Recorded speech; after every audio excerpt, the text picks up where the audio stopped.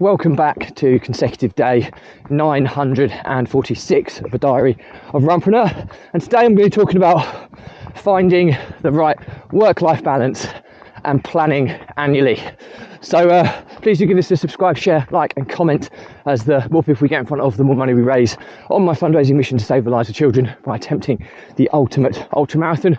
All the information and how you can get involved is in the link in the comments below. Thank you as always, and let's get started.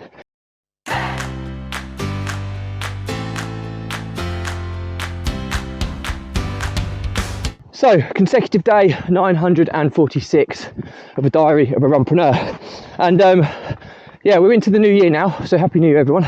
And today I wanted to talk about how you can try and find the optimum work-life balance.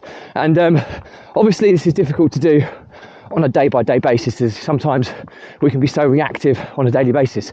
But one of the best ways to find equilibrium, I find, in terms of personal time, work time, is to make sure you factor in holidays. Now, holidays, taking into consideration everybody's financial circumstances, could be trips away, or they could just be time off. But the key thing is you have to secure those time blocks in your calendar on an annual basis, and make sure you get the right gap between each block of time you have off. Some people do it one day a week, some people do multiple vacations over every 6 weeks, or every 12 weeks to a quarter. But whatever your desired balance is, block it out in your calendar now. So I appreciate that you may not see this episode until mid-February, so apologies for that, but I have to delay publishing due to security measures. But it is the single best way to ensure that you are ensuring you get that rest, recuperation, and most important, family time, personal time, locked away in your calendar in advance. So I find the best way to do this is an annual calendar. So the best way to do that is to use an annual planner. So you get these, people used to buy massive, great big A1 sheets with all their monthly in rows, so you can kind of coincide the days by month across, if that makes sense, and then you can look and make sure you get the right distance between each break, etc., which is definitely the best way. However, you can now do it electronically. So I'm a Google Calendar user, as I'm sure so many of you are, and you may have shared family calendars with your wife and children, etc. So there's an app I found which is called Year Glance, and it's a free app. It's brilliant. It converts Google Calendar into a monthly planner on any device, which is super cool.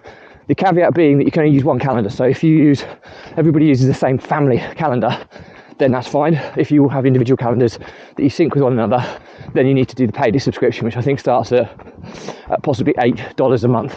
So it's not a great deal, but it's so worth that investment, making sure you block this out, because if you don't block it in at the beginning of the year, it's often too late, and I've fallen foul of that many times.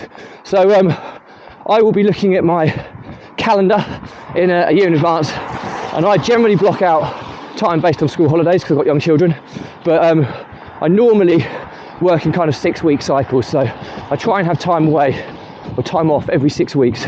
So whether that's a week here and a week there, and whether that's a bit more time in the summer, so you have a 2-week break in the summer, maybe a bit more time in Easter. So I generally have February, May, July, a couple of times in July and August, and then I'll be looking again kind of October, are generally the periods that I look to take time away. I'm just going to pass some people. Morning. Didn't even acknowledge me, which is very rude, but anyway. So that's my hack, and then you'll guarantee that you're getting an adequate amount of time away with your family. Now, I appreciate if you've got an employed position and you're limited to the number of days, but most people normally get 25 days or so. That's still 5 weeks, so you can still run this exercise, and you can still have that rest and recuperation time. And as long as you don't,